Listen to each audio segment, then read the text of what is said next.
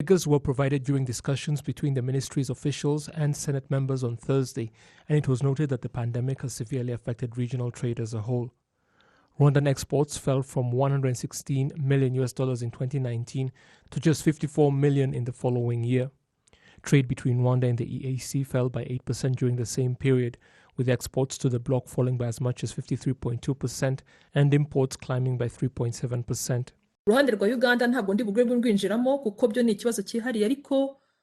will not dwell on the issue with Uganda because that is a special matter, and as for Tanzania, it is our gateway to getting goods from the port. Because of the COVID-19 pandemic, only essential goods were being let through. Because cross-border trade was severely affected, we turned to other countries like the DRC. Concerning trade with Burundi, the borders remained closed since the pandemic began, so it was also seriously affected. Countries have been affected pertaining to which goods are being let through.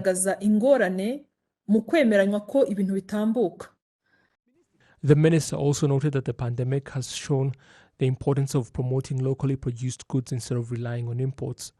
The senators commended measures that have been taken to boost local industries, with 4,067 companies having received up to 56 billion Rwandan francs from the Economic Recovery Fund.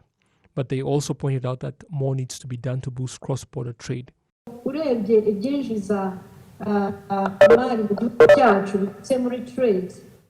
Observing trade in our country, we tend to focus on the big items, things like precious stones, coffee and tea, as well as other forms of e-commerce.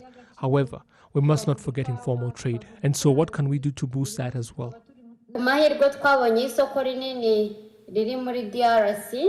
We were fortunate to get the big market that the DRC is providing. An honorable minister, when we were speaking to Nyamasheke authorities yesterday concerning youth employment, they told us that they are struggling to meet the demand of such a large market. Such districts should therefore be assisted to increase their local industries, just as other senators pointed out. The senators called for increased trade with EAC member states and for any challenges to be overcome accordingly.